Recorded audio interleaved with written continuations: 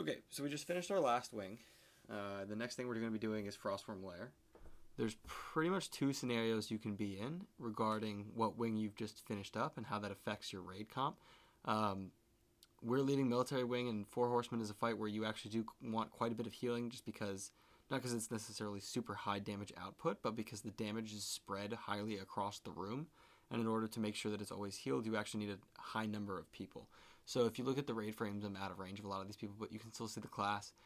1, 2, 3, 4, 5, 6, 7 priests, 1, 2, 3, 4 paladins, and a druid. So we're 12 healing right now, which is a little ridiculous almost, you'd think, considering how late we are into having done Naxx, right? But it just makes it easy to have these people moving around in Four Horsemen. So the comp switches that we made for the end of military wing for Four Horsemen was something that ended up being beneficial for us, and essentially we want to keep for Sapphiron. So as we walk into Sapphiron's room, into the little Frostworm Lair, we go upstairs, right? We jump into this teleporter, boom, Sapphiron's Lair.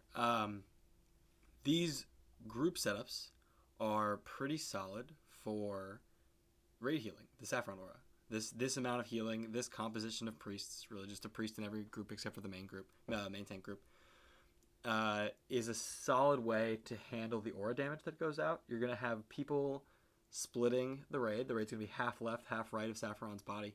The priests are obviously going to go with their groups. That's actually, we start this quickly, so let's move back a shade.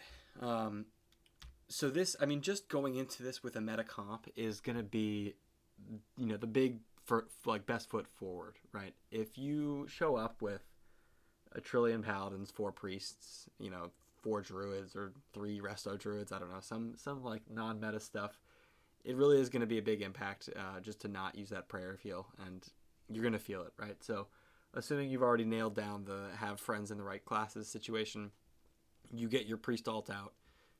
It's okay to bench melee for this fight and for maybe Four Horsemen as well, just because even though the melee are definitely going to pump on Sapphiron, you have to destack the melee later on for Kel'Thuzad anyway, so you can just make that swap now so that you're not making roster switches per boss. So it's a little bit more irritating to do.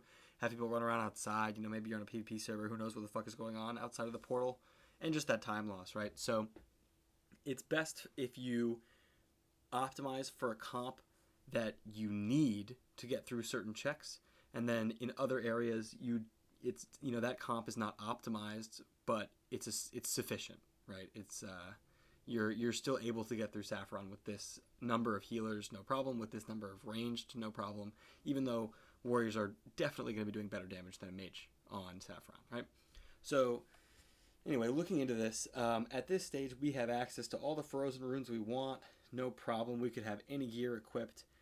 You'll see me flash my gear later. I'm in 4 epics, the ring and 3 of the pieces, just the armor pieces, and it turns into 220 or so frost resistance after full buffs. I've got a pally group.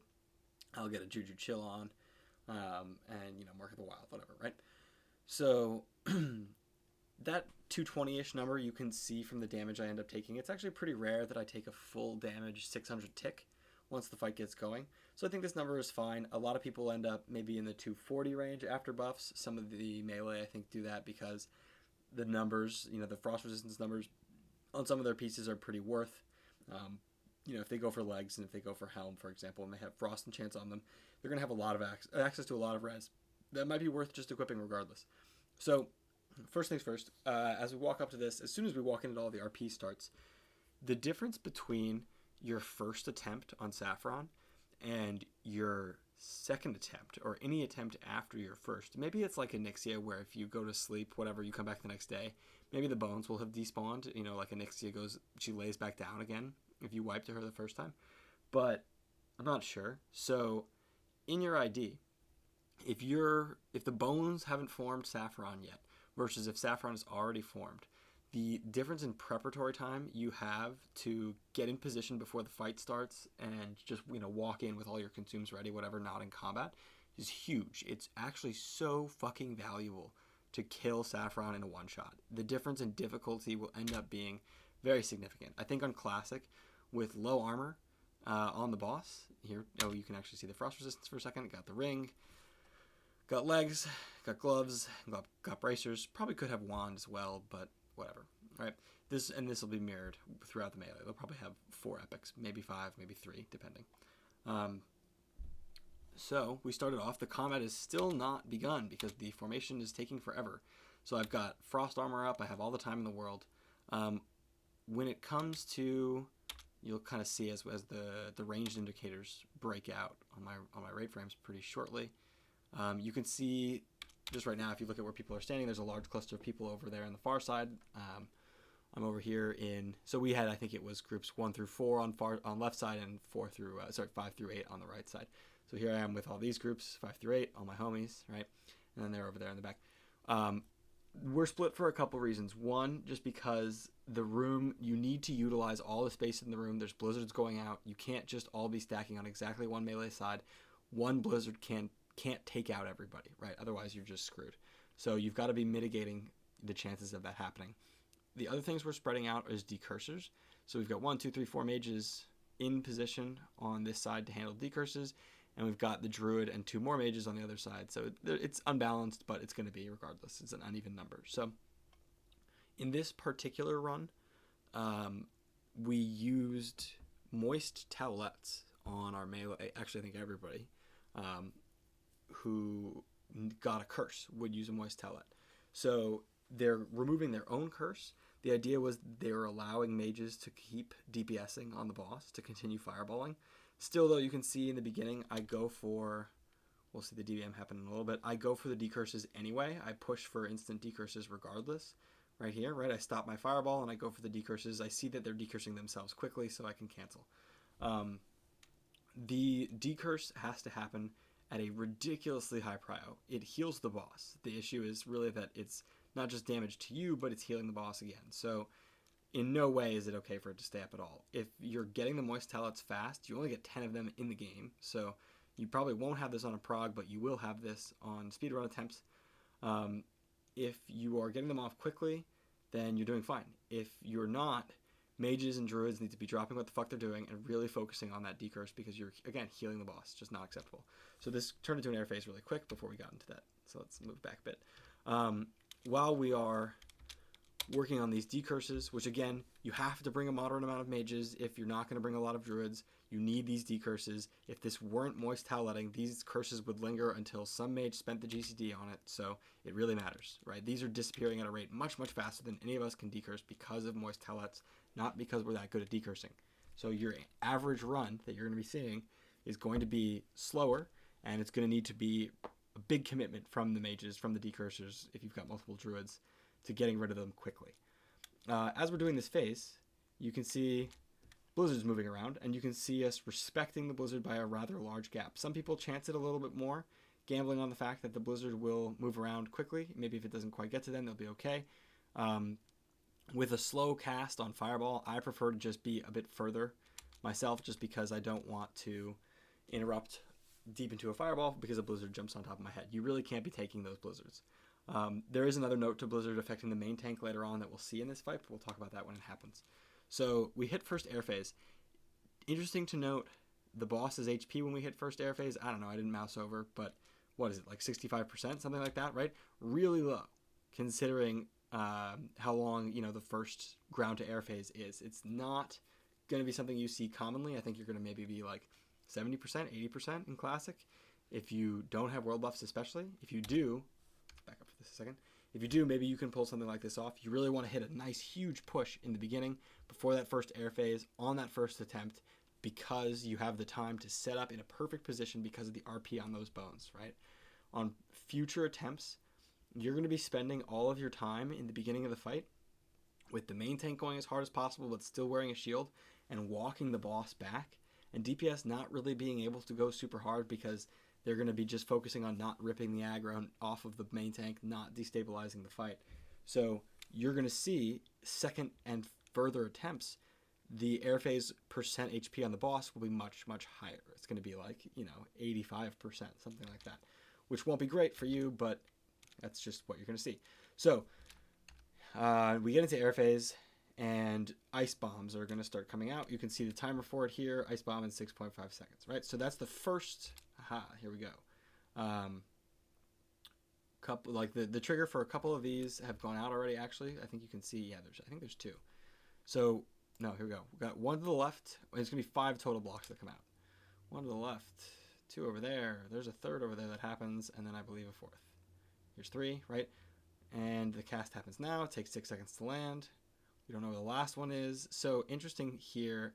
Melee, we're expecting one closer. Yikes! Look at these people dying. Imagine the speed run, bro. You're dead to a bomb. Let's watch what happened again. Because that's interesting to note, right? You should be defining this fight essentially in terms of how many air faces you have to deal with. At this kill speed, obviously, it's really only 1. She goes up, she comes down, she dies. But most progression kills or early speed runs will probably be looking at 2 air faces, potentially 3 if it's a progression kill. So you want to make sure that no one dies to this shit. So some interesting nuances. First of all, the ice bomb cast is not really that close to you actually dying to ice bomb. One person, I believe. Now, okay, so one thing that can happen, I don't think it happened here. I'm pretty sure because no one died early. Yeah. If you are chosen for an ice bomb and you die, or sorry, if you're chosen for an ice tomb or whatever the fuck you want to call this, frozen tomb, and you die, your block goes away. You can't use this LOS. So everybody has to be nice and high HP. Again, priests, right? Priest gang. Awesome. The timing between when you move and when this lands or when this comes out, right, is pretty last minute, and you want it to be that way because if you move early, and so everybody moves last minute, melee were a little late, boom, dead. Watch it again. If you were to move right now, so there is a block out, right? There's probably another block out shortly. There it is, right? Another block. If I went all the way here, and every single person did, and the 5th block weren't out, what can happen is that the damage from the block actually splashes. So you're going to be splashing onto a giant amount of people if you do that. And you haven't actually spread 5 blocks around the room. So what you want to be doing is waiting for the ice bomb to actually cast. That's when the 5th block is going to be out, right? And there it is. That's that landing timer. The cast is out. Landing timer is coming soon. That's when you want to be looking for your block. The melee who's stuck on the boss for this long, they were waiting and pretty much committing to see. Well, you can see actually on the right side. Let's move back again. You can see a nice shot of that. On the right side, someone recognizes, okay, it's been too long. The cast is coming out soon. There's no block on this side in melee range. So I'm out. I'm going for this one far back. I have to go a bit earlier, and I'm going to make it. And they do make it because the people who die are on the left. On the left side, they're staying in, and I think they think for some reason maybe there's not enough blocks out yet. They have a chance of getting a block over here on their side, which they do probably. But it wasn't worth the decision they made, right? Which is to hold, still continue to do some damage, and then now they turn around as the block is coming out. Holy shit, there's no block anywhere near me. They don't really have enough time, and then bam, 2 deaths, right? So, no problem, obviously. We're still going to kill, but that kind of shit, if you're getting 3 air faces and you're losing people automatically to that kind of dumb shit every time, it's not going to be amazing. So, as we pause here, we see something interesting. Tank is quite low. Sapphiron, as a boss, actually hits quite hard. I think Curse of Weakness is probably going to be the progression attempt of choice over Curse of Recklessness. You're already, like I said, probably destacking melee, so Recklessness is not quite as valuable as it was. You can find another way to hit those armors, that armor reduction if you really wanted to. You could pull an Annihilator out, perhaps. But the weakness is just going to be so valuable because if you lose your MT, this is not a tauntable fight. You're just done for, right? So a lot of the times the healers are distracted already. There's at least this Paladin in this group and this Druid who are handled by, the Druid is, he himself will be healed by the Priest in his group. He doesn't have to worry about anything except the tanks. And this is going to be the same as Paladins in Priest groups. So we've got 1, 2, 3, 4 people essentially going to be handling Myosin, and then Bukatao is going to be responsible, the Paladin group 1 is going to be responsible for the Warlock, and the other 2 people in the group. So the tank has got 4 healers, which is pretty good. Should be good coverage across all 3 classes. But still quite scary. Curse of Weakness is worth making sure that that damage just isn't that spiky. You can see when he gets spiked here, we have Annihilator up, Nightfall up, but no Demoralizing Shout, which is a little bit questionable. I think it's probably worth to make sure your uptime is very good on that debuff. So we see some more drain lives. We stop what we're doing. We quickly get them. We click, get rid of them. We're pushing hard. Here's where you're going to see a blizzard closes in on the Mang tank, and the boss has to be turned. So it'll turn, we adjust, and that's how it has to be, right? He sees a blizzard coming in. Boom. He turns away. He's moving a little bit. He's got some space to work with. It's not a problem. We have to readjust. These people have to swing up. They should be swinging up, swinging up, swinging up. They get punted. I ended up getting punted as well. Here comes in a second as well. But we have to adjust because the tank's experience, again, is fucking more important than our experience. It is incredibly unlikely that the tank is going to survive tanking that blizzard, which hits hard, and tanking the boss. It's just not going to happen, right? So he has to move. He has to dodge the blizzard. We have to adjust. Gamers adjust. That's really it. We're pumping super hard. One thing to notice that's different between this private server and what you're going to get on Classic is what we're able to do to the boss while she's flying. All the melee are able to stay in and do white hits, rage-generating swings, and normal swings from rogues as well, which you're not going to be able to do in Classic. It's going to be just like a Nixia. So you can spend your rage on yellow hits, you can spend your energy on yellow hits, but you're not going to be able to do white swings. So you're incentivized in Classic actually to spread out slightly sooner as a melee, and hopefully that turns into melee being a little bit safer than we saw them be in the first air phase of this fight. So here she goes into the second air phase, and we just kill her during the air phase, no problem. You can see the people yelling, "I'm an ice block." 3, 4. There's the fourth ice block that goes out, and we kill her before the 5th ice block goes out. So that Wikora that will say "I'm an ice block" is a pretty good thing to do. I think it might have actually been DBM. Let's move back and take a quick look at how we spread for this air phase when it comes time. So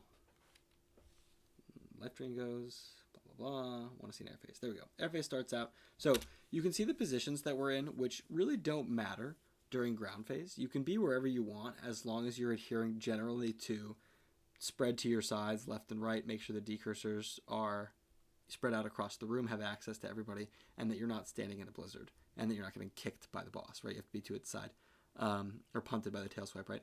But when air phase comes, you want to be spread in a very similar way to Cthulhu phase 1 with the beams and stuff, right? So mages have a good power here. They can blink around and create big distance. In this case, what we're doing is you can see the difference between, it's close players Jamers, right? He and I are going to chain each other. If one of us gets picked for an ice tomb, let's say it were me, I'd be ice tombed, he would take the damage. He should Uchu a little bit away. I'm not sure if he does, I can't remember. We're about to kill, right? So we don't really care. But still, this is a good example.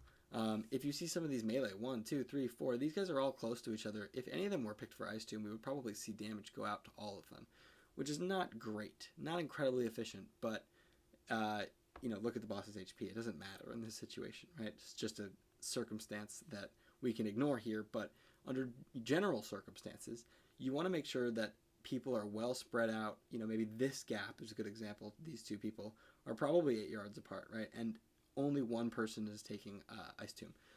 Because of how many people there are in the raid and how much space you're able to use and really how far you do or don't want to go from the spot that you're generally fighting from during a ground phase, it can be best, I think, to mix in a lot of double stacking. So in this situation where, say we're 30% higher HP and we were going to see another ground phase to deal with, Jamers and I would probably be better off just stacking up if we weren't committing to actually destacking. If we're in this range, we may as well be on top of each other just to create more space for other people, right? If I were stacked on top of Jamers where he is now, this person could come over here, that person could ooch over there, these people could decompress, this paladin could move back a little bit, right? These people could probably spread that way and that way. So committing to a few double stacks will create more space around the room. And this is going to be more true, especially when it comes to melee, right? The melee can use the positions they're in now to spread out. That's totally fine. Melee range is actually a really nice ice block usually. If one of these went out, I could just blink right to it as Ice Bomb was coming down.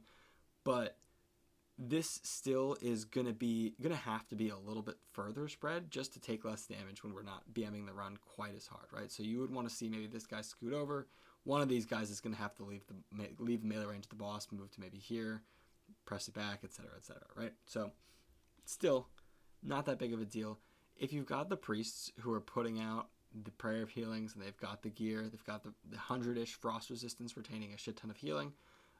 Your tank's got a fat defensive stance set, or rather a shield stance set. You should be okay. Everybody just hitting their moving parts here. You can see really in this attempt, the only deaths are to melee, who cut it way too close on going for that Ice Tomb, or dodging that Ice Tomb. So if you don't cut it close, just play it safe. Again, in Classic, melee won't be able to do much damage. Maybe rogues are going to be caught looking a little bit, spending their energy on Sinister Strikes while the boss is in the air, but it's unlikely that we'll see warriors really trying to ooch it for the last possible seconds, because they're going to be out of rage. They'll have spent that rage already. So pushing away from the boss during the time between Ice Tomb being cast, or Ice Bomb being cast, or what the fuck, I get these names messed up all the time. But Bomb being cast and Bomb actually landing, that 6-second gap is really where you want to be looking to hit that dodge, right? You want to wait for those 5 blocks, then the cast comes out, then you dodge. Don't dodge early, you're risking a multi-stack. So here we go into KT. Maybe you won't see this RP unless you're really, really owning, because we pushed off of Sapphiron very fast. We got loot done almost immediately, and then we looked at this gate, waited for a while as it came up, and KT did some roleplay, and then we get to go inside. Let's talk about KT separately, so we're going to end this video here and make this a Sapphiron only video.